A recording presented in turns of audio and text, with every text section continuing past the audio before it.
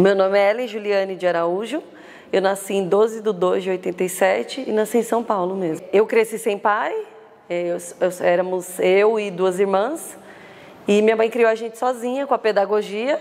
Ela começou a fazer, ela me levava junto para a escola, ela fez, era um curso, né, que fazia junto com o colegial. Me levava junto e foi assim que ela criou a gente. Eu sempre fui muito boa na escola, eu sempre fui muito inteligente, nunca nem tirei uma nota vermelha, mas eu nunca tive paciência de ficar sentada dentro da escola, nunca tive. Sempre foi ficar andando pela escola, eu era muito amiga da diretora, amiga da coordenadora, eu ficava mais para lá do que na sala de aula mesmo. Eu saía todo dia, eu não ia para a escola, eu larguei a escola. Eu larguei a escola no 8º ano, porque eu gostava de sair muito, eu gostava de beber, eu gostava de fazer bagunça, eu só vivia na bagunça. Meu sonho era ser mãe. Eu falava que eu ia crescer, que eu ia ser mãe sozinha, mãe com pai, mãe sem pai, mas eu ia ser mãe. Eu sempre quis, eu falava assim, quando eu tiver minhas condições financeiras, a primeira coisa que eu quero é um filho. Vou arrumar qualquer um e vou ter um filho. Eu sempre quis um filho. E aí foi passando. Eu com 21 anos eu trabalhava bastante, já morava sozinha, já tudo. E aí conheci uma pessoa, a gente foi ficando junto, e eu falei, eu quero um filho. Mas foi bem bagunçado, porque foi assim, eu morava sozinha, aí pagava aluguel.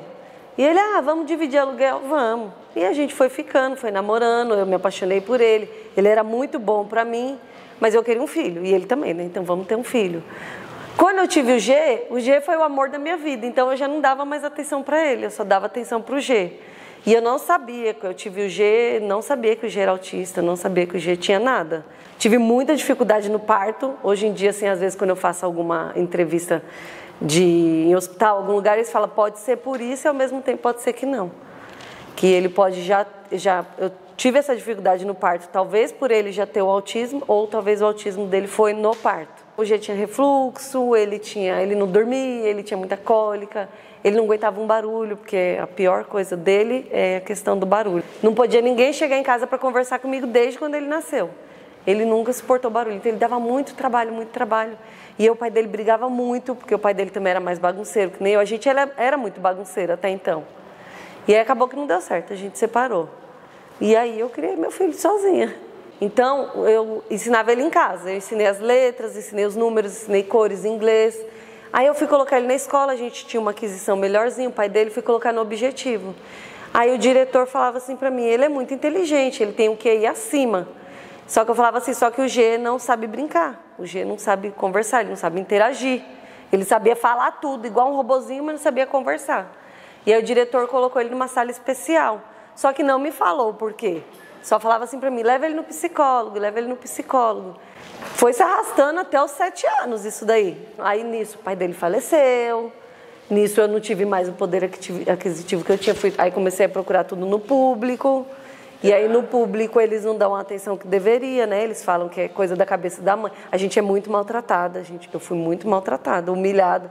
Você acha que seu filho tem alguma coisa? Seu filho é normal. Seu filho tem um pouco de ansiedade. Seu filho fala perfeitamente, como que ele pode ter autismo? E eu já desconfiada do autismo, né? E aí eu falei, não, vendi minha casa, Paty. Vendi minha casa para poder pagar tudo. Essa parte eu fico emocionada. Porque eu vendi para poder pagar. E paguei psicólogo, paguei psiquiatra, paguei tudo e tive diagnóstico. E aí a psiquiatra falava assim para mim, Ju, mas você não tem medo de saber a verdade? Eu falava, não, eu quero saber, independente do que meu filho tiver, eu quero saber, porque ele é meu filho. E ele estava sofrendo muito, ele tinha muitas crises de ansiedade, ele chorava, ele me batia, ele batia em qualquer um que chegava perto dele.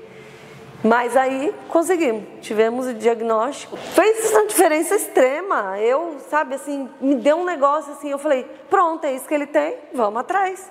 Vamos buscar agora como que vai ser, como que é o tratamento, como que é, o que tem que fazer, onde que eu vou. Perdidinha também, sozinha. Mas aí a gente começou a ir atrás, comecei a participar de grupos, que assim, melhor do que qualquer terapia na vida é isso. O grupo são vocês, são alguns outros grupos da escola, grupos de terapia, melhor do que qualquer outra coisa na vida. O autismo dele é um pouco leve, então ele fica em cima do muro, não fica nem no regular, nem no completo atípico. Então as pessoas querem que ele seja regular. E aí demorou para a escola aceitar isso. Eu ia lá, eu brigava, eles me ligavam de noite para poder, que o G estava dando trabalho, que o G estava brigando, que o G tinha crise, que o G se batia, que o G ia pro canto da escola e ficava se batendo. E eu falava assim, não, gente, ele tem o autismo, então vocês têm que começar a aceitar isso na escola de vocês. Eu não vou colocar ele numa escola especial.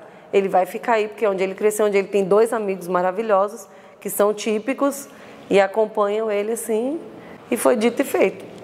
Eles começaram a conversar com o G. Quando o G tinha muita dificuldade, eles orientaram do G para a secretaria, ficar com a orientadora. Quando eu comecei finalmente no projeto, que eu comecei a conversar com as mães, e eu ficava assim, gente, a gente é normal, a gente está aqui, eu não sou louca, o meu filho tem... Porque até então ainda eu ficava assim, foi diagnosticado com autismo por alguns profissionais, mas por outros não. E até então eu ficava assim, meu filho não tem nada, eu que estou doida. E aí quando eu comecei com vocês, eu fiquei, não, realmente o G tem autismo, comecei a conviver. Tinha as aulas remotas, né, porque na pandemia ficou em aulas remotas. E aí quando ele tinha crise, eu desligava a câmera rapidinho, tentava acalmar ele, e aí só deixava ele voltar quando ele não estava mais em crise, quando ele estava lá o normal. Às vezes ele ficava uma semana sem aula, porque ele estava em crise nessa semana, e eu só colocava quando ele estava no normal. E aí a convivência com vocês, eu comecei a ver, falei, não, as pessoas têm que aceitar ele, e ele tá normal, ele tá aqui. E aí a gente começou a pegar ônibus, aí me deram a dica do fone, começou a usar o fone de ouvido, foi maravilhoso. Me deram a dica do cordãozinho, uso o cordãozinho no ônibus. Foi tudo devido ao Olga Costa. Eu falo, nossa, eu canso de falar para a Márcia, vocês salvaram a nossa vida. Eu sonho assim, dele ter um futuro bom para ele conseguir ter tudo o que ele quer. O núcleo para mim hoje ele tá bem como ele tá.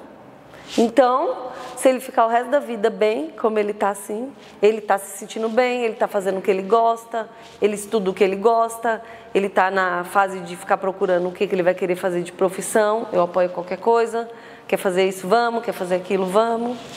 E o meu núcleo hoje é esse. Ele tá bem como ele tá e ele se mantém assim. Não, esses dias eu estava falando, eu falei assim, gente, eu não imagino meu filho diferente. Se ele fosse um filho típico, acho que a gente não estaria tão bem como a gente está. Eu vejo ainda mais assim, por toda essa dificuldade de morar na periferia, de ter todas as bagunças que eu tive, a minha família é bem bagunceira, a família do pai dele é bem bagunceira. Acredito que o G não estaria bem como ele está agora. Eu não estou pensando muito no futuro, não. Estou só pensando assim, se eu conseguir fazer essa base, que eu estou ainda na base, dele até os 18 anos, e ele tentar se encontrar em qualquer coisa que ele quiser fazer, qualquer coisa. Esse é o que eu penso no meu futuro, é até os 18 dele. Depois disso eu não penso, não consigo.